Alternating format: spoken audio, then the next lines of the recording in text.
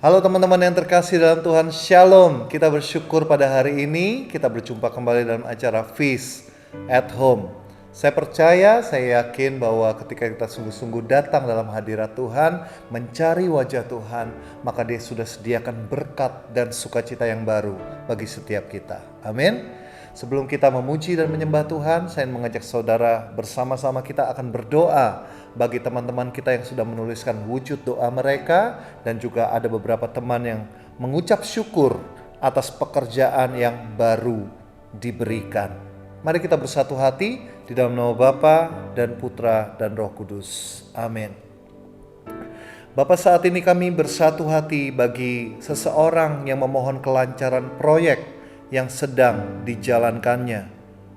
Engkau berkati kiranya teman kami ini, pekerjaannya Tuhan. Kiranya segala sesuatu yang dia kerjakan boleh penuh dengan tuntunan dan kasih karunia-Mu. Kami juga berdoa bagi seseorang yang memohon kesembuhan dari penyakit GERD di pernafasan, pemulihan operasi lutut, pemulihan kakak sepupu sekeluarga dari COVID-19. Tuhan, kami mohon kasih karunia-Mu, kami mohon rahmat kesembuhan-Mu bagi teman kami ini, bagi keluarganya juga yang saat ini sedang menderita COVID-19. Kiranya kami percaya bahwa Engkau berkuasa jauh lebih besar daripada segala sakit penyakit. Di dalam nama-Mu, di dalam nama Yesus, kami patahkan segala kuasa, segala sakit penyakit apapun yang diderita. Kami juga berdoa bagi seseorang yang memohon ketenangan hati di dalam menghadapi pandemi ini. Tuhan, kami semua yang saat ini mungkin khawatir, kami cemas dengan keadaan pandemi saat ini. Kiranya Engkau berikan kami kekuatan. Kami akan mengikuti prokes yang benar, tapi kami juga percaya bahwa perlindungan-Mu nyata dalam setiap kehidupan kami. Bapa, kami juga berdoa saat ini bagi seseorang yang mohon berkat bagi dia yang saat ini sedang berulang tahun. Kami percaya bahwa Engkau akan terus tambahkan berkat dalam kehidupannya di masa yang akan datang. Kiranya tidak hanya berkat berupa jasmani, tapi biarlah Engkau juga tambahkan kedewasaan secara iman, sehingga hidupnya semakin hari boleh membawa kemuliaan bagi nama-Mu. Tuhan, demikian doa-doa yang kami naikkan. Kami percaya bahwa Engkau bukan Allah yang jauh dari setiap kami. Engkau dekat dan Engkau mendengar setiap seruan kami yang berdoa kepadamu. Terima kasih Bapa. Kami naikkan segala doa kami hanya nama Yesus sebagai Tuhan dan Juru Selamat kami. Amin. Bapa dan Putra dan Roh Kudus. Amin. Puji nama Tuhan, kita percaya bahwa Tuhan kita mendengar setiap seruan umatnya. Amin. Bagi teman-teman yang butuh untuk didoakan, silahkan isi link yang ada di bawah ini. Kalian bisa tuliskan prayer request, atau bagi kalian yang doanya sudah dikabulkan, silahkan berikan praise report supaya kita bisa deklarasikan, kita bisa announce ke teman-teman yang lain bahwa ternyata benar ada kuasa di dalam setiap doa yang kita ucapkan. Mari bersama-sama saat ini siapkan hatimu, sungguh-sungguh kita datang dalam hadirat Tuhan. Bawa syukurmu, bawa pujian dan penyembahanmu kepada Dia. Tuhan Yesus berkati kita semua. Amin. Hello fams, welcome back to Worship from Home. Dimanapun kalian berada, mungkin di rumah bersama-sama keluarga, boleh katakan kepada mereka, you are loved.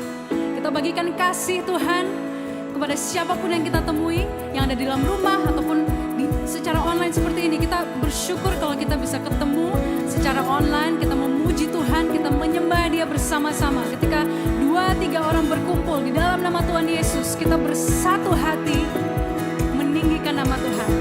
Are you ready? Come on, let's praise Him. Kita mau nyatakan bahwa Yesuslah sahabat kita yang setia. Sama-sama katakan, hidup yang kupilih. Come on. Hidup yang kupilih membuatku berarti, karena Yesus Tuhan tempatku percaya dan berharap.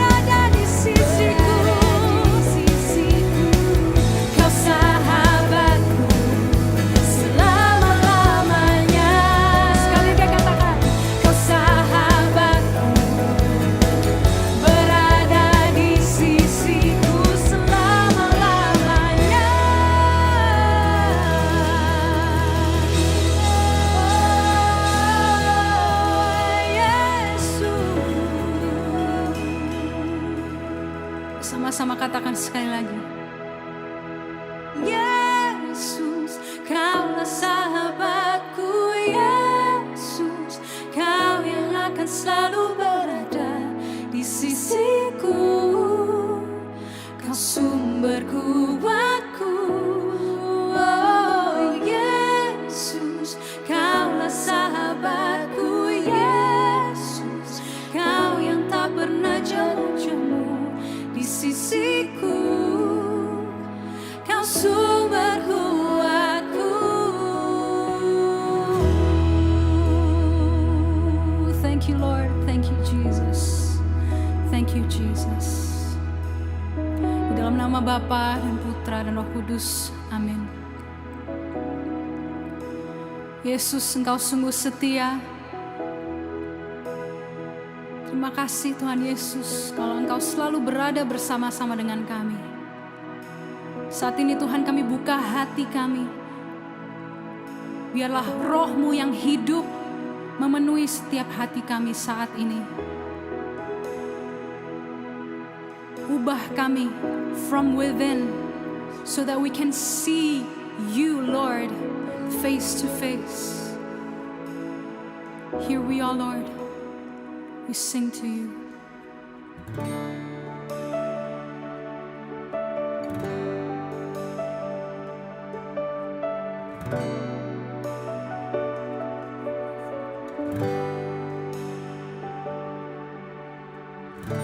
Spirit of the living God, Spirit of the living God, we only want to hear Your voice. We're hanging on every word.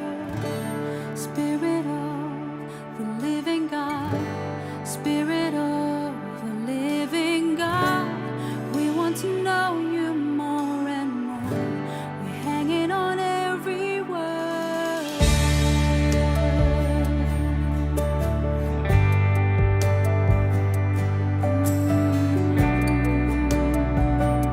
Come on, we sing. Spirit of the living God is here. Spirit of the living God, Spirit of the living God, we only want to hear Your voice. We're hanging on every word. Spirit of the living God, Spirit of the living God, we only want to more and more. We're hanging on every word.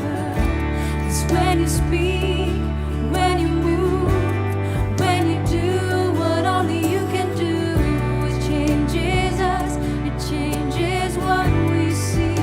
And what we see is when You come in the room, when You do what only You can do, it changes us, it changes what we see. And what we see, oh, You're changing everything.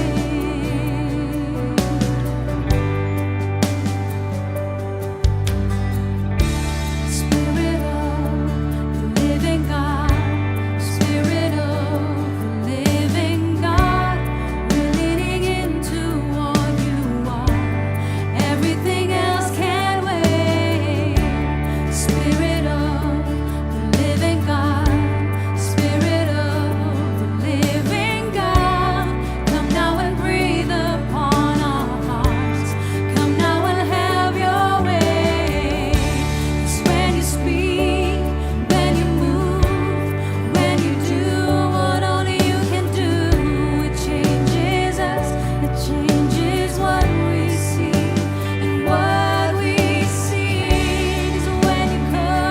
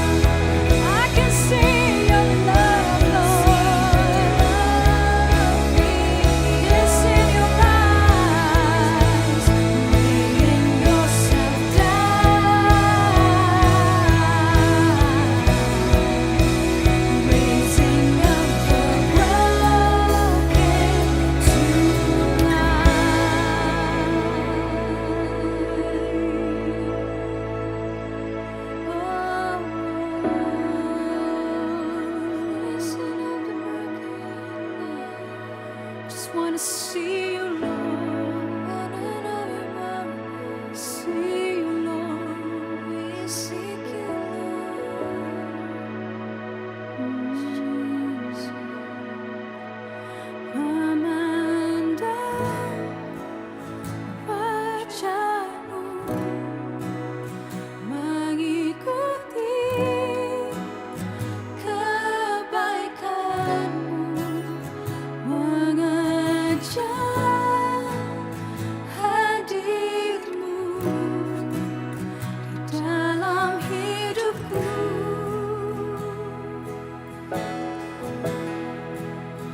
Membawa sembahku, menyatakan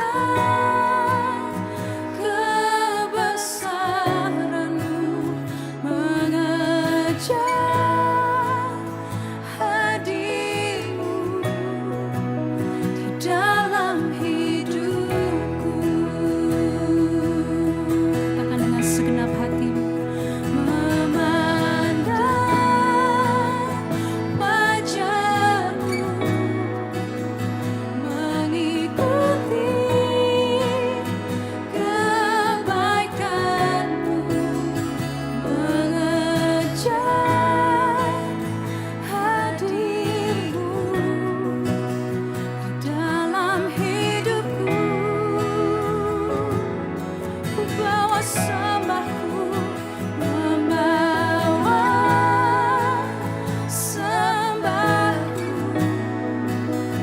menyatakan kebesaran-Mu, mengejar hadir-Mu di dalam hidupku. Mengejar hadir-Mu di dalam hidupku. Mengejar hadir-Mu di dalam hidupku.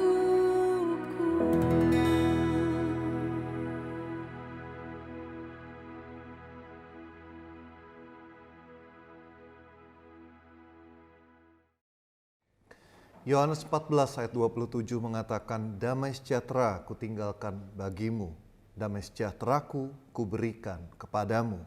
Dan apa yang kuberikan tidak seperti yang diberikan oleh dunia kepadamu. Janganlah gelisah dan gentar hatimu.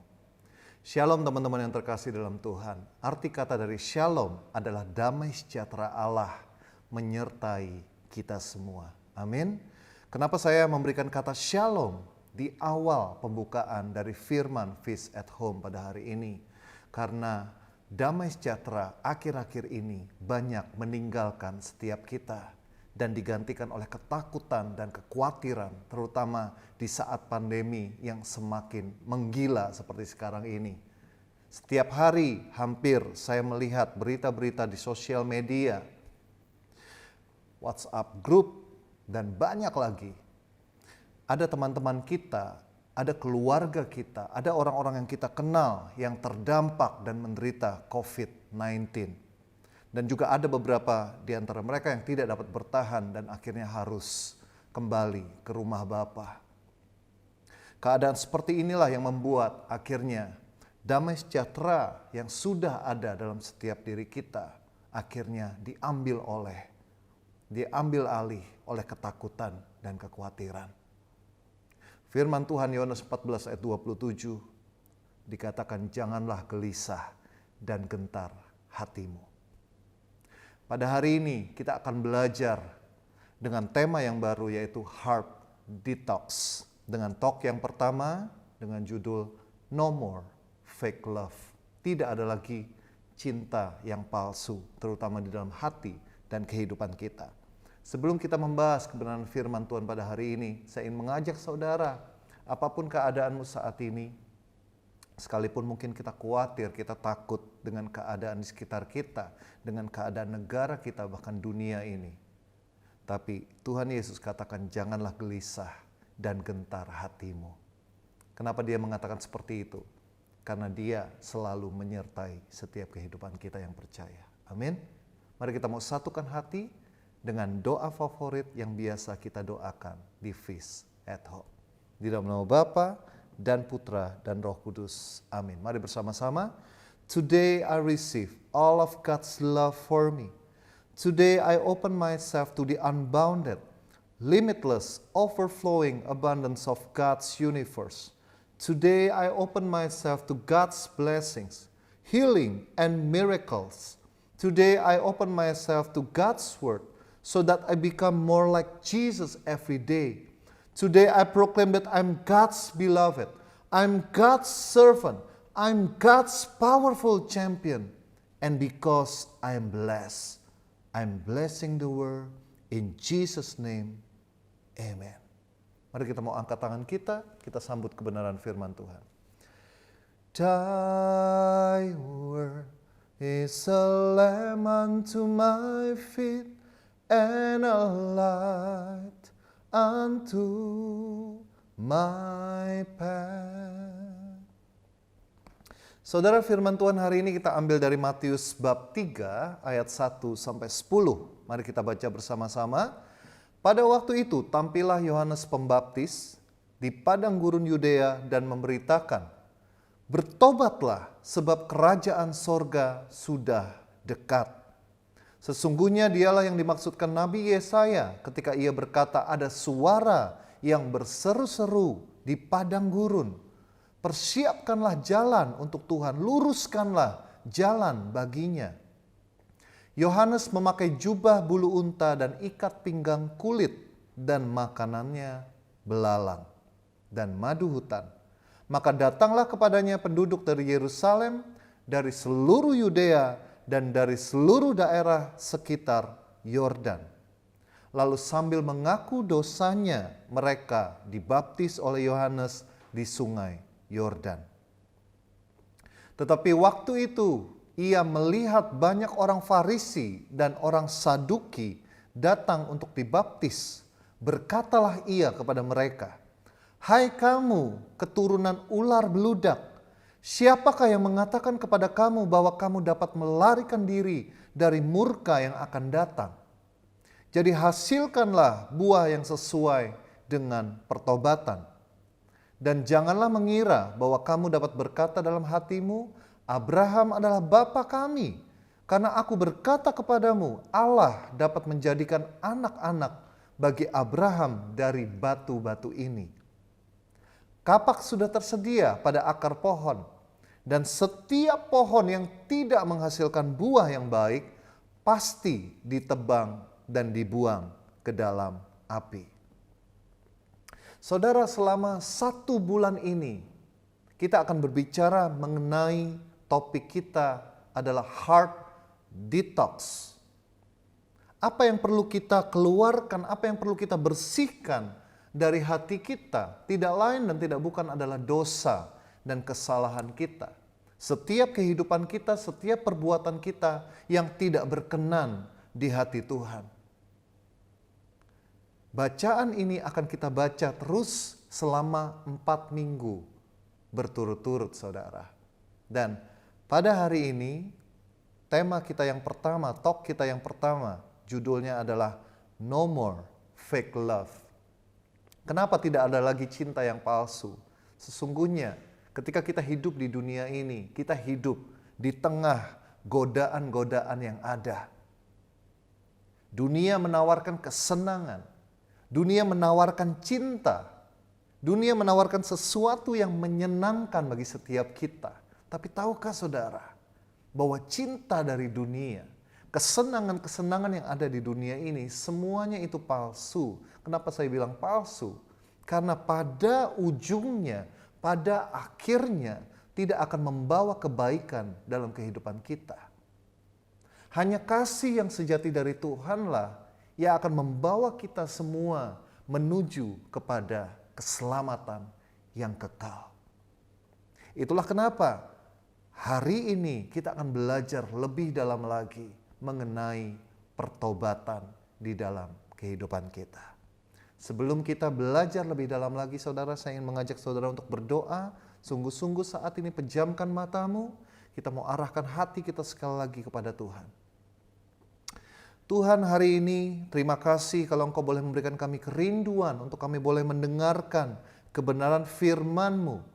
Kami percaya bahwa hanya firman-Mu lah yang menjadi kekuatan, pengharapan dan tuntunan dalam setiap langkah kehidupan kami. Kami tahu bahwa kebenaran-Mu lah yang akan membawa kehidupan kami yang fana di dunia ini untuk menuju kepada kehidupan yang kekal bersama dengan Engkau dalam kemuliaan-Mu. Ajar kami pada hari ini untuk mengerti apa yang ingin Engkau sampaikan kepada kami pribadi lepas pribadi, supaya kami menjadi pribadi yang sesuai dengan apa yang Kau kehendaki. Terima kasih Tuhan. Kami menaikkan segala doa kami hanya dalam satu nama yang penuh kuasa, di dalam nama Yesus sebagai Tuhan dan Juru Selamat kami. Amin. Mari angkat tanganmu, kita sama-sama sekali lagi katakan, Thy word is a lamp unto my feet and a light unto my path. Boleh kita berikan tepuk tangan bagi kemuliaan nama Tuhan, puji nama Tuhan, saudara. Di dalam ayat yang kedua bacaan kita tadi, Yohanes Pembaptis mengatakan seperti ini, bertobatlah dari dosa-dosamu, katanya, karena Allah akan segera memerintah sebagai Raja. Sebagaimana kita ketahui, Yohanes Pembaptis adalah sepupu dari Yesus. Dia dikandung oleh orang tua yang dinyatakan bahwa mereka mandul.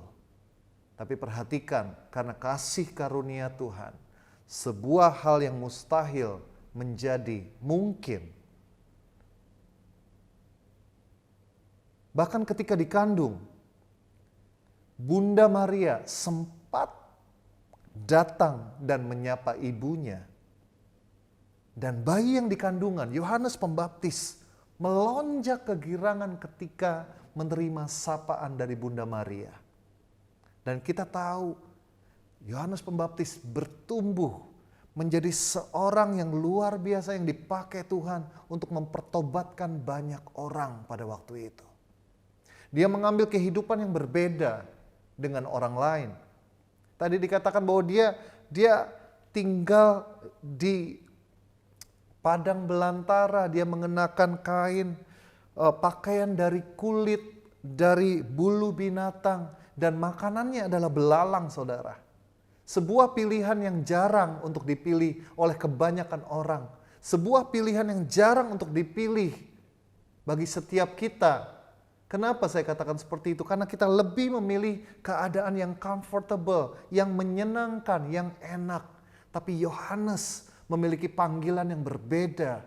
Dia memilih hidup seperti itu. Dan tujuannya hanya untuk memurnikan dirinya. Tujuannya hanya untuk membuka jalan bagi kedatangan Sang Mesias, yaitu sepupunya sendiri, yaitu Yesus Kristus. Kata tobat bukan sebuah kata yang menyenangkan. Kalau tiba-tiba ada yang berkata kepada saudara, kamu tobat. Kamu harus bertobat, tinggalkan masa lalumu, tinggalkan segala perbuatanmu, mungkin korupsi, mungkin kamu selama ini addicted dengan hal-hal pornografi. Banyak sekali, saudara, dosa-dosa yang mungkin saat ini kita terikat di dalamnya. Dan ketika ada seseorang yang mengatakan seperti itu, cenderung banyak orang menghindari. Kenapa? Karena kita menikmati kehidupan kita yang berada di dalam dosa. Apakah kita tidak mengerti bahwa sesungguhnya bahwa kita tidak boleh hidup dalam kehidupan yang berdosa? Kita tahu. Tapi kedagingan kita itu jauh lebih kuat. Karena selama ini mungkin kita selalu memberi makan kepada keinginan-keinginan daging kita dibandingkan kita memberikan waktu supaya kekuatan rohani kita, kehidupan rohani kita semakin kuat. Bagaimana kita bisa mengalahkan kedagingan kita? Tidak lain dan tidak bukan bahwa kita harus memperkuat kehidupan rohani kita. Kita harus memperkuat roh kita dibandingkan dengan keinginan daging kita. So, repentance is more than an emotional guilt trip. Jadi, kadang-kadang orang bertobat kalau dia hanya, karena takut, begitu pembawa firman bilang bahwa bertobatlah, maka kamu akan diselamatkan. Bertobatlah supaya kamu tidak masuk ke dalam neraka, supaya kamu tidak menerima penghukuman. Berapa banyak di antara kita yang berpikir pendek seperti itu. Contoh yang paling nyata adalah ketika kita misalnya berada di jalan raya. Berapa banyak di antara kita mentaati peraturan lalu lintas kalau ada yang jaga misalnya. Karena ada polisinya misalnya pada waktu itu. Tapi begitu tidak ada yang jaga, tidak ada polisi, saudara dengan sembarangan, saudara dengan bebas masuk ke busway. Ya, bersyukur sekarang di Jakarta sudah banyak kamera-kamera sehingga tilang tidak lagi harus diberikan secara fisik, tapi sekarang bisa ditilang secara elektrik. Saudara tiba-tiba menerima surat cinta dari polisi dan saudara harus membayar sejumlah denda supaya saudara terbebas dari hukuman. Yang saya maksud di sini adalah kita harus mengerti kenapa kita harus mentaati peraturan lalu lintas jauh lebih besar daripada sekedar kita takut karena ada yang jaga. Demikian juga dengan kehidupan kita. Kehidupan kita yang benar dalam kebenaran firman Tuhan dibandingkan dengan kehidupan kita yang penuh dengan dosa. Berapa banyak di antara kita karena kita takut untuk masuk neraka. Tapi kita tidak mengerti sesungguhnya bahwa Tuhan memberikan kita rambu-rambu, Tuhan memberikan kita larangan-larangan, tidak lain dan tidak bukan adalah untuk kebaikan saudara dan saya. Kita melakukannya seharusnya dengan kesadaran penuh, dengan kedewasaan, bahwa aku tidak mau berdosa, aku tidak mau melanggar hukum dan perintah Tuhan, karena aku tahu bahwa sesungguhnya aku melakukan itu karena Tuhan punya rencana yang lebih baik, jauh lebih baik daripada aku hidup di dalam kehidupan yang berdosa. Seharusnya kita tahu kita mentaati peraturan lalu lintas supaya kita tidak celaka, supaya kita tidak mengakibatkan orang lain juga celaka dan menderita kalau kita melanggar lalu lintas tersebut. Kalau semua orang punya pemikiran yang sama, kalau semua orang menyadari bahwa dia harus melakukan segala sesuatu karena kedewasaan dan pengertian, maka saya yakin saudara bahwa kehidupan kita di dunia ini akan begitu luar biasa. Karena semua berada di dalam rencana Tuhan. Dan tahukah saudara, kita semua kita kenal ayat yang begitu terkenal ya. Bahwa rancangan Tuhan adalah rancangan yang damai sejahtera, bukan rancangan kecelakaan. Jadi apa yang sudah digariskan, apa yang sudah dituliskan, apa yang sudah disampaikan melalui firman Tuhan di Alkitab maupun diajarkan di gereja, sesungguhnya itu tidak untuk mengekang kita, tidak untuk membatasi kita. Bukannya Tuhan itu egois, Tuhan tidak ingin supaya melihat kita itu hidup enak atau hidup senang. Bukan itu saudara, justru Tuhan tahu kalau kita jatuh ke dalam dosa, maka upah dari dosa itu adalah maut. Dan Tuhan tidak mau anak-anaknya jatuh ke dalam dosa dan mendapatkan upah maut.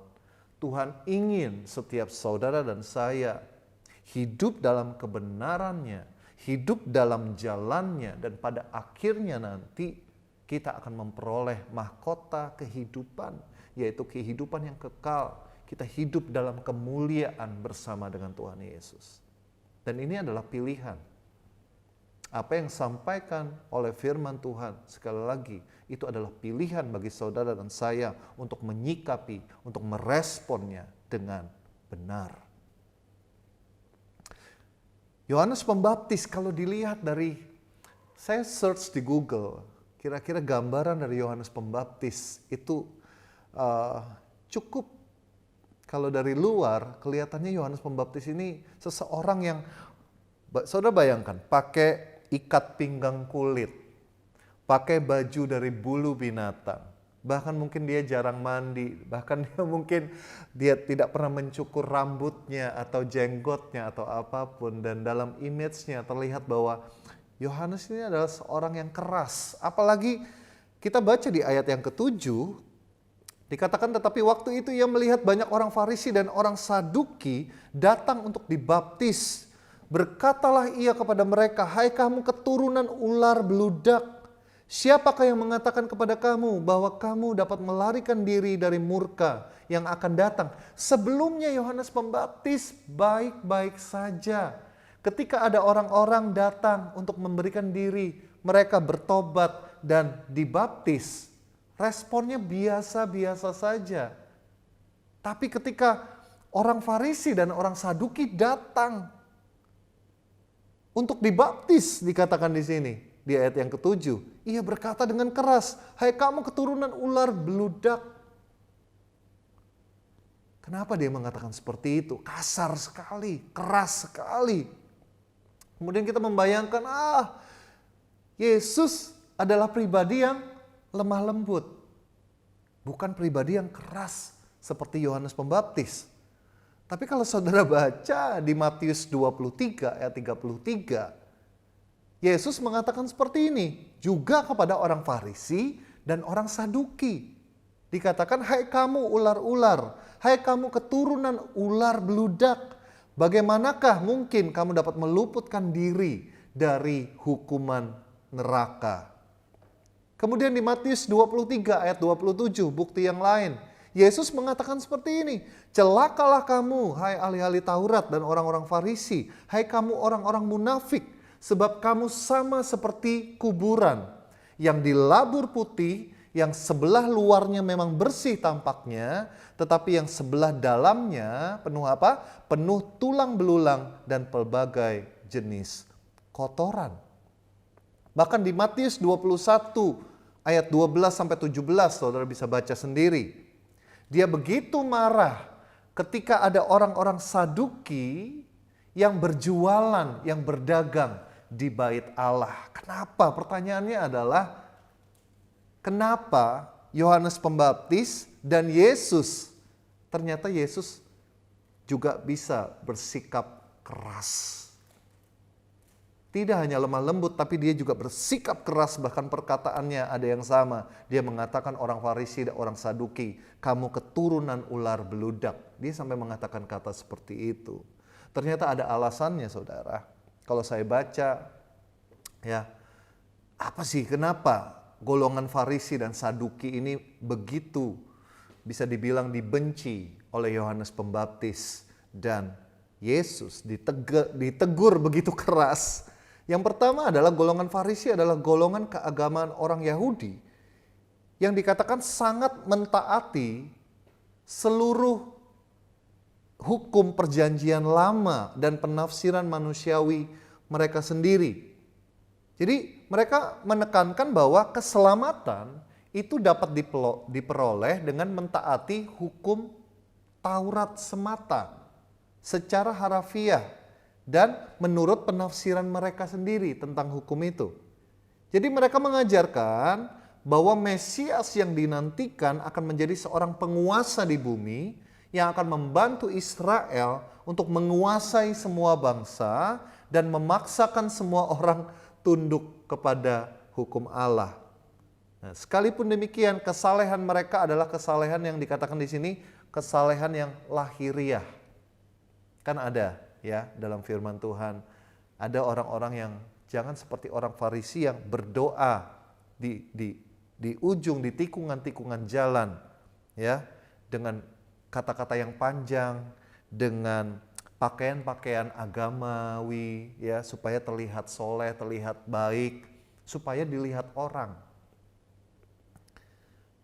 Pada dasarnya mereka tidak bersedia mengakui kebobrokan sifat mereka. Pada umumnya mereka menentang Yesus dan ajarannya bahwa kehidupan keagamaan itu menyangkut hati dan roh. Jadi mereka tidak setuju. Mereka cuma berfokus kepada hukum Taurat.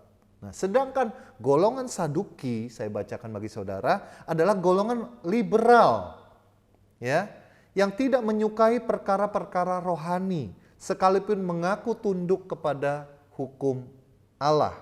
Sesungguhnya mereka menyangkal banyak ajaran perjanjian lama. Mereka menolak ajaran mengenai kebangkitan malaikat, mujizat, kekekalan, dan hukuman yang akan datang. Kehidupan mereka itu secara moral itu lemah dan mereka sangat-sangat duniawi.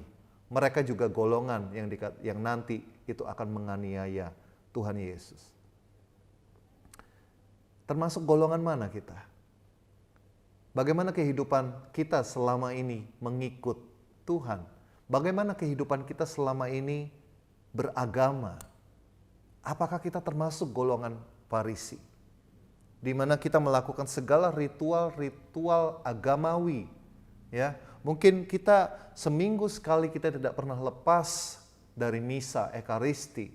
Mungkin kita selalu mengikuti, kita pantang berpuasa pada waktu masa Prapaskah dan banyak sekali ya kegiatan-kegiatan. Mungkin saudara juga aktif melayani baik itu di komunitas, persekutuan doa maupun paroki di mana saudara tinggal. Tapi bukan itu yang dicari Tuhan. Bukan kita sekedar melakukan kegiatan-kegiatan agamawi. Karena kalau kita menganggap bahwa kita sudah menjadi pengikut Kristus, kalau kita sudah melakukan itu, orang Farisi itu jauh-jauh lebih lagi. Mereka sangat-sangat taat kepada hukum Taurat. Tapi herannya Yesus tahu bahwa di dalam hati mereka, benar-benar mereka hanya secara lahiriah saja mengikut Tuhan, tapi tidak benar-benar hati dan roh mereka tertuju kepada Tuhan. Golongan Saduki, apakah kita termasuk golongan Saduki? Di mana apa yang kita pikirkan selama ini hanya hal-hal duniawi. Kita bodoh amat, kita nggak peduli, bahkan kita mungkin tidak percaya kepada keselamatan. Kita tidak percaya akan ada kehidupan yang kekal setelah kematian. Berapa banyak di antara kita yang khawatir? Bukan saya tidak takut mati sebenarnya. Tapi kita semua pada akhirnya kita akan dipanggil kembali untuk menghadap Bapa. Tapi yang saya belajar dari Rasul Paulus adalah dia mengatakan bahwa bagiku hidup adalah Kristus. Dan kematian adalah sebuah keuntungan. Bisakah kita mengatakan hal seperti itu? Kenapa Paulus bisa mengatakan hal yang luar biasa seperti itu? Apa dasarnya?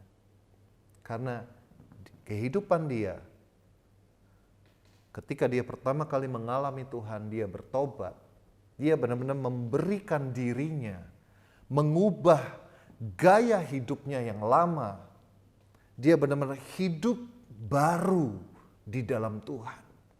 Saudara, hidup baru di dalam Tuhan tidak hanya sekedar ditandai oleh sakramen baptis yang kita terima. Saduki dan Farisi, kedua golongan ini datang kepada Yohanes Pembaptis, saudara baca sendiri. Tapi Yohanes Pembaptis tahu mereka sekedar melakukan seperti itu hanya untuk mencari perhatian yang lain supaya mereka kelihatan baik. Tapi tidak sungguh-sungguh hatinya itu bertobat. Karena arti pertobatan yang sesungguhnya adalah metanoia. Berbalik dari pemahaman dari gaya hidup kita yang lama, berpaling kepada kehidupan yang baru, yaitu sesuai dengan apa yang dikehendaki oleh Tuhan. Kehidupan lama kita, mungkin kita jauh dari yang namanya kasih, tapi kehidupan yang baru, setelah kita bertobat, kehidupan kita harusnya didasari, dilandasi oleh kasih Tuhan. Kalau kita lihat bahwa Yesus begitu keras kepada orang Farisi dan orang Saduki. Tapi kita lihat perlakuan dari Yesus kepada wanita Samaria. Kepada wanita yang diketemukan Maria Magdalena yang dipergoki pada waktu itu, yang terancam akan dirajam. Yesus begitu gentle, Yesus begitu lemah lembut. Bahkan kepada Sakeus juga.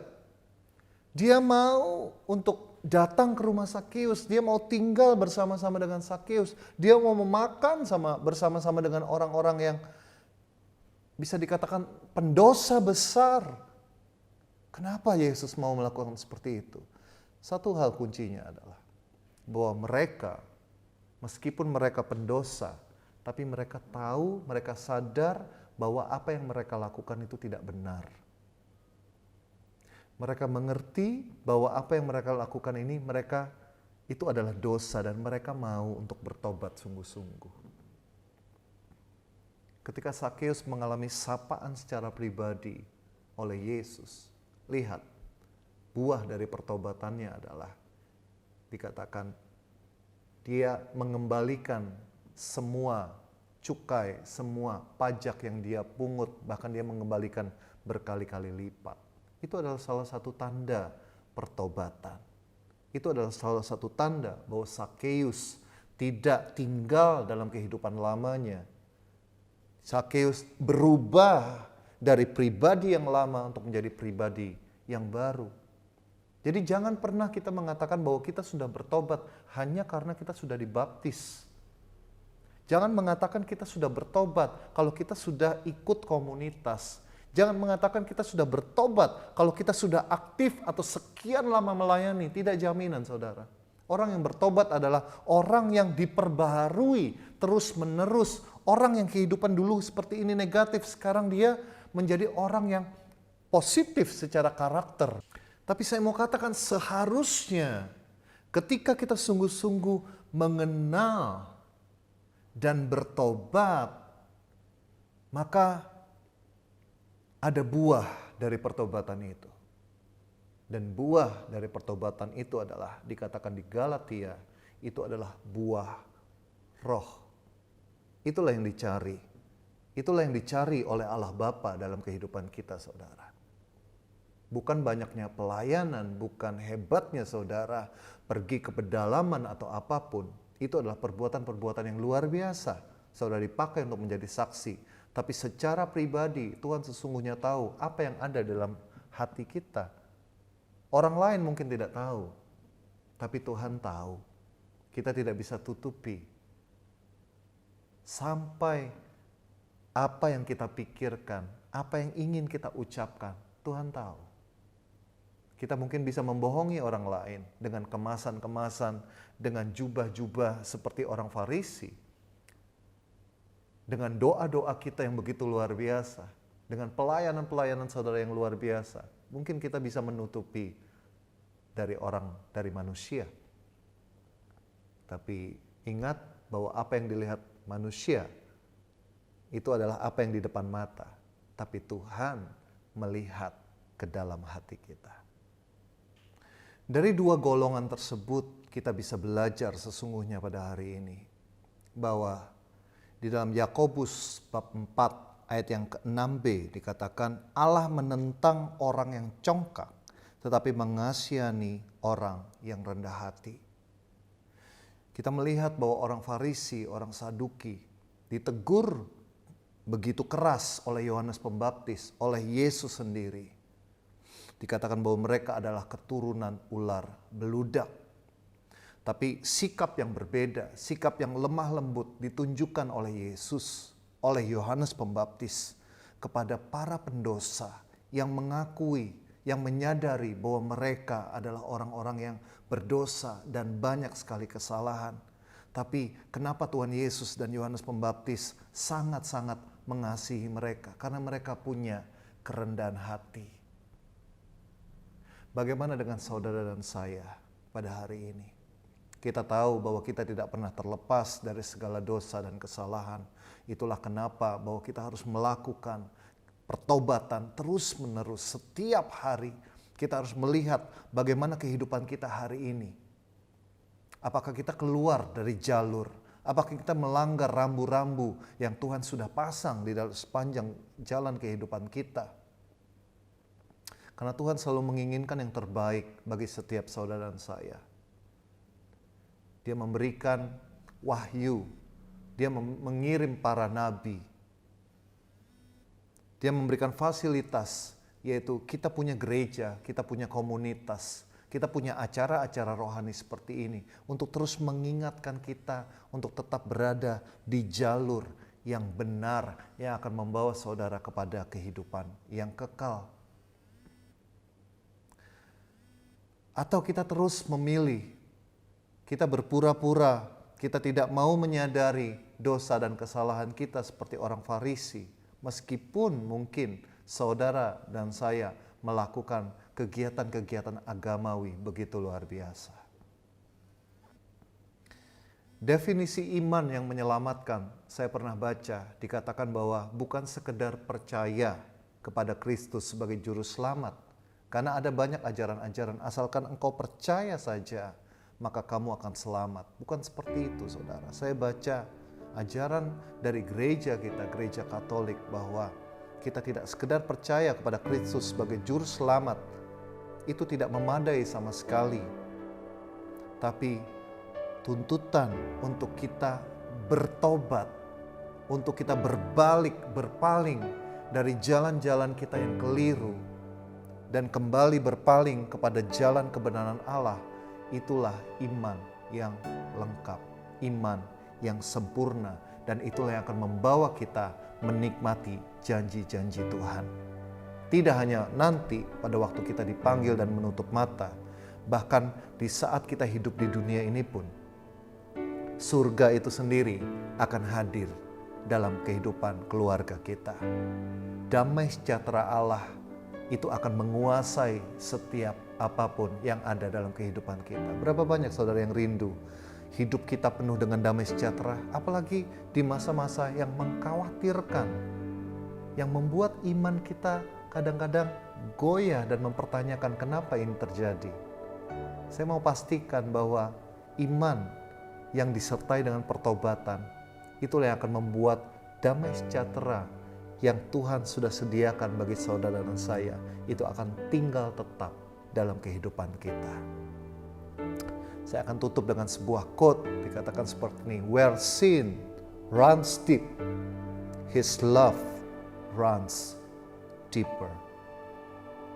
Di mana ada dosa yang dalam, di sanalah justru kasih Allah akan kelihatan semakin dalam bagi setiap saudara dan saya. Dia tidak akan pernah biarkan kita untuk akhirnya kita itu menikmati yang namanya kematian yang kekal. No, dia akan berusaha keras supaya saudara dan saya akan bersama-sama, akan bersatu dengan dia dalam kemuliaan yang kekal. Semoga apa yang saya bagikan pada hari ini boleh menjadi kekuatan dalam kehidupan saudara, dan saya sangat-sangat mengencourage setiap saudara yang menyaksikan acara ini. Mari kita bertobat, mari kita berpaling, berbalik dari jalan-jalan kita yang mungkin saat ini keliru, dan kita kembali kepada jalan kebenaran, yaitu Yesus Kristus sendiri. Mari kita bersatu dalam doa saat ini. Bapa, terima kasih untuk kebenaran firman-Mu, untuk teguran-Mu bagi setiap kami pada hari ini. Tuhan, ampuni kami yang seringkali kami terseret arus dunia ini. Kami memikirkan hanya kesenangan-kesenangan yang disediakan oleh dunia ini. Mungkin kami sudah dibaptis, mungkin kami tahu siapa itu Tuhan Yesus, tapi seringkali mungkin kehidupan kami jauh dari kebenaran firman-Mu. Tuhan, kami tahu, kami menyadari bahwa segala apapun yang Kau lakukan, bahwa kadang teguran-teguran yang begitu keras, sesungguhnya Engkau melakukan semuanya itu untuk kebaikan kami. Engkau menjanjikan keselamatan, itu karena Engkau mengasihi setiap kami. Terima kasih Tuhan, Kami rindu bahwa pada hari ini kami benar-benar mengalami metanoia. Mulai ubah pikiran kami, mulai ubah hati kami, sehingga perbuatan-perbuatan kami pun akan mengikutinya. Kami mau kembali kepada hati-Mu Tuhan, kami mau kembali kepada jalan kebenaran-Mu. Terima kasih Bapa. Kami naikkan segala doa kami hanya dalam satu nama yang penuh kuasa, di dalam nama Yesus sebagai Tuhan dan Juru Selamat kami. Amin. Dalam nama Bapa dan Putra dan Roh Kudus. Amin. Puji nama Tuhan saudara. Mari saat ini kita bersama-sama dengan tim pujian. Kita naikkan pujian dan penyembahan kita yang terbaik. Agungkan Dia, tinggikan Dia, sebab Dia layak untuk menerima segala sesuatunya. Amin.